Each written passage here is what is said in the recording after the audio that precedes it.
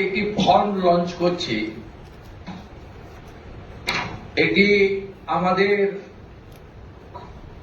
মহিলা এবং শিশু কল্যাণ দপ্তর, যার পূর্ণ মন্ত্রীর মর্যাদা আছেন মাননীয় অগ্নিমিত্রা পাল মহোদয়া, তার দপ্তরের মাধ্যমে এটি নোডাল দপ্তর।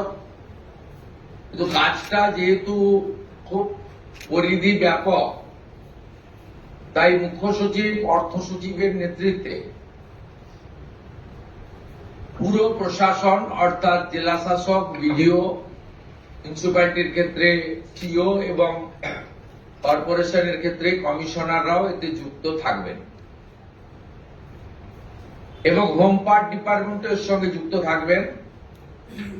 ভোটার তালিকা তৈরি করা সহ আমাদের যারা আধারের কাজ করেন তারাও যুক্ত থাকবেন, অর্থাৎ ওয়েবেল, আইটি সবাই মিলে একটি পরিচ্ছন্ন তালিকা কেবলমাত্র উপযুক্ত যারা প্রাপক তারা পাক, আমরা এটা চাই।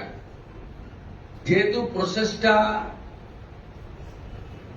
একদিনে সকলেই ফর্ম ফিল আপ করতে পারবেন না এবং ফর্ম ফিল আপে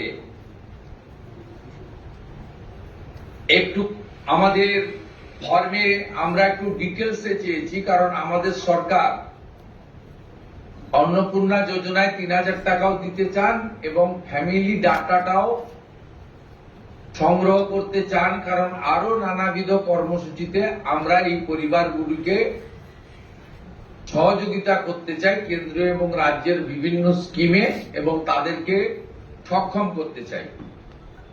ইতিমধ্যে আয়ুষ্মান ভারতের ক্ষেত্রে আমরা যেমন বলেছি যে আয়ুষ্মান ভারতের রেজিস্ট্রেশন, এনরোলমেন্ট,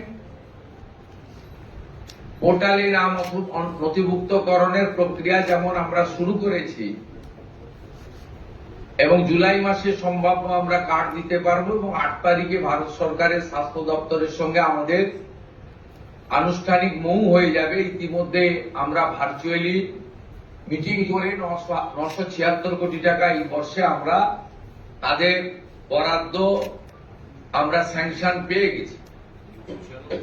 ঠিক সেক্ষেত্রে আমরা বলেছি যে যতক্ষণ না আয়ুষ্মান ভারতের প্রক্রিয়া কমপ্লিট হচ্ছে, স্বাস্থ্য সাথীর সুযোগ থেকে কেউ বঞ্চিত হবেন না। আয়ুষ্মান ভারতে যেমন যেমন এনরোলমেন্ট করে ফ্যামিলি কার্ড বা ইন্ডিভিজুয়াল কার্ড পাবেন, তারা স্বাস্থ্য সাথী থেকে বেরিয়ে যাবেন। এক্ষেত্রেও আমরা প্রথমে অ্যাসিওর করছি তাড়াহুড়া করার কিছু কারণ নেই, একদিনে সবাইকে ফর্ম ফিল আপ করতে হবে। এখন ২,২০,০০,০০০ মতো পান, যার মধ্যে ভোটার তালিকা থেকে মৃত, ভুয়া, অভারতীয়, অস্তিত্বহীন এমন প্রায় ৩০ লক্ষ মতো লোকের নাম আছে। সংখ্যাটা কম বেশি হতে পারে,